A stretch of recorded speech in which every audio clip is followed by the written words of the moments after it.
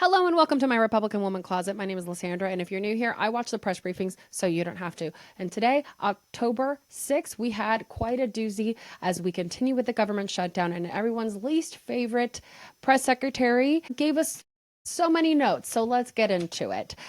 Today, Caroline wore a nice dark brown suit, which is crazy because that's her least favorite skin color. Okay, here we go. We're getting into it. She went over the president's schedule in her monologue talking about the Prime Minister of Canada and Finland. All those leaders are going to come in for a working meeting on Thursday, and then the 8th cabinet meeting all on Thursday. Great. Love to see it. The Democrats are continuing to play games. And then she kept stressing about how the Democrats are to blame for the stress of the American people, and it all could be fixed if the Democrats basically stop wanting to give health care to illegals. Because obviously that's exactly. She used these words: Democrats are intentionally inflicting pain on Americans to give free health care to illegals. Okay, and the only way that the government can reopen is if we fund healthcare for illegals. That's what the Democrats want. Okay, just so you know, that's why they're so evil. When someone shows you who they are, believe them. And I agree. So that is me agreeing with Caroline for once. Instead of holding illegals, okay, yeah, just radical demands. Basically, she says that the Democrats just want to give everything away to illegal immigrants. Okay, and then there's nothing to negotiate because all we want is to keep the government open. Do we just want to reopen the government and then we can figure everything out? That's basically what she said. She's like, it's like, we don't need to negotiate now. We can just get the government open and then we'll talk. How about that? That's what she wanted to do. And she was talking about that the president is committed to fixing healthcare. That's what he's been doing. And that's exactly why he has Big Pharma at the White House, committed to lowering drug prices for Americans by hundreds of dollars for each person. That's why we had Pfizer in there, and we're working with all the other ones. So somebody asked about the French government being shut down, and she says that she's not going to comment on that. Then there was the agreement brought forth to Israel-Palestine. She said that the 20-point framework that President Trump proposed was accepted, which is unprecedented, and it is global peacemaking that has never existed before, and we should be grateful for President Donald J. Trump. And then he had proposed a deadline for Sunday for Hamas to basically accept the terms. And the reporter asked, so what was up with that deadline? Are we going to move it now? And she was like, well, no, they accepted on Friday, and we are now in the technical portion of this, so back off. So that's fun. And then she said that Hamas agreed on Friday, we're moving as fast as possible, and Gaza threatens the safety of Israel. Because gosh, they're fighting back so hard. Those people of Gaza, they're so threatening. Anyway, and Caitlin got to ask some questions. Caitlin Collins, shout out to Caitlin Collins. Caitlin Collins is a real one. Caroline, she got to ask, they had a little, boy, Caroline really hates Caitlin Collins, and that is something that I love to see. Caitlin asks, about the layoffs, historically, employees have been furloughed when the government shuts down. They're not laid off. What is different in this instance as opposed to other ones? Wouldn't it be the president's call instead of just the government needing to do this because it historically hasn't happened before?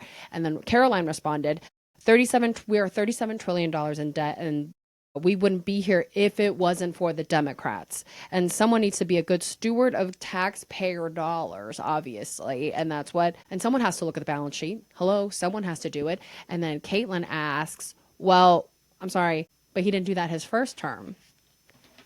And then she was like, well, we have an opportunity to change that. And then Caitlin asks, okay, well, let me ask this second question. Federal Trump-appointed judge ruled against the need for National Guard in Portland. Have any local officials asked for this assistance for the National Guard and the government? And then Caroline said, that judge is not tethered to reality. All right. The president is using his authority as given to him by Code 12406, and the POTUS has the right to call in the Guard when he deems it's appropriate. So there you have it. Night after night, the facility in Portland for ICE is under siege by these, it's anarchists, but she said anarchists. I think that's how she said it. anarchists. And that was really fun. I don't need to mention that, but I do. You know what I mean? Let's keep it going. POTUS wants to protect our buildings, and we are appealing, and we will win under the law. So those were the questions asked by Caitlin. Thank you, Caitlin Collins, obviously. No, she said, well, no local authorities have said it's needed, and I spoke with the police chief. And Caroline was like, well, I encourage you to speak to the people, and I'm sure that you're pretty much speaking to a partisan Democrat. And I think you have an opportunity to show this on CNN. But you're talking to partisan people, and that's troubling. If you ask the citizens, there's mayhem happening on the streets of Portland, okay? Can you imagine? There's so many Birkenstocks and oat milk lattes happening over there. It's disgusting. You should... it's out of hand. Watch out, Portland. Another reporter asked, well, law enforcement in Portland says that the streets are safe. And D.C. is now, per your reports, safer because of the National Guard. Why is the National Guard still out in D.C. now that the streets are kind of under control and then local law enforcement can take over? And she says, because we were invited to stay here by the mayor of D.C. Okay. President Trump and the mayor think it's a good idea for them to be there, so they're there. State and local law enforcement should be so grateful that the federal government is offering so much support, and they should be cooperating, but they don't because they dislike Donald Trump. And at least in all of these Democrat-run cities, and she held up like a thing from Chicago. She's like, these people are being hurt because Democrat-run cities. And then someone asked, what are the long-term effects of the federal government going into these Democrat-run cities? And she said, why would they be mad at support from the federal government? Like, why would they be so mad? They should be grateful. POTUS is just trying to fix it. Basically she then went on to say that it's a smear campaign by every single journalist saying that the president is trying to take over all these cities, and that is false because he's just trying to help. He just wants to have peace, and there's a positive formula for this because of what he did in Washington and DC. It's obviously a very successful strategy. So, and everyone in this room feels safer, but nobody wants to admit it. But you can thank President Donald J. Trump. And then someone asked, well, why are they still in DC? And she said, because the mayor wants us here. End scene. Then somebody asked more questions about the Gaza negotiations, and she said that she was not going to get ahead of the technical talks for the biggest peace deal the world has ever seen, thanks to President Donald J. Trump.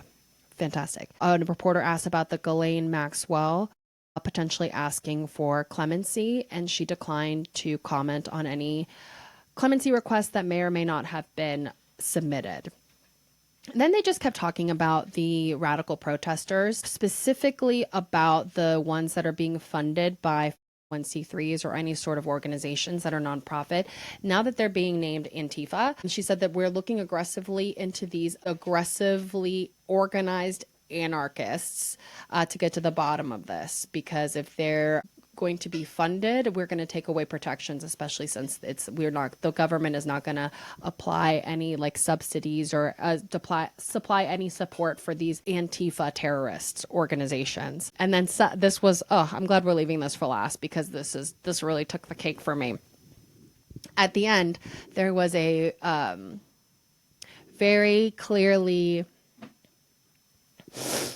slanted reporter that asked about Gaza and about who will potentially govern Gaza, because with this 20-point peace deal, it does say that there will be a Palestinian appointed panel, or for lack of a better term, sorry if I'm getting this wrong, but he asked essentially that there will be some Palestinians that will be in charge of governing or to be representing Palestinians. And the question was framed as such: given how radicalized these people are, where will you find people that can govern?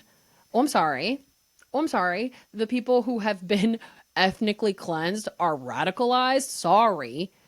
Anyway, no.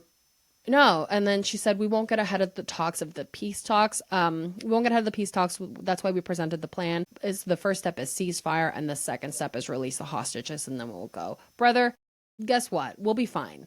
The Palestinian people are stronger than you have. Literally, I could go on forever. Donate to World Central Kitchen and find other organizations. And please look up the flotilla and what's happening with Greta Thunberg and all of the people that were trying to provide humanitarian aid to the genocide that's happening in Gaza.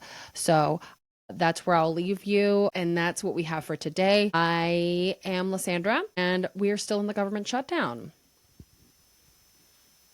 Until next time. Amazing. Wow, what a time. Bye.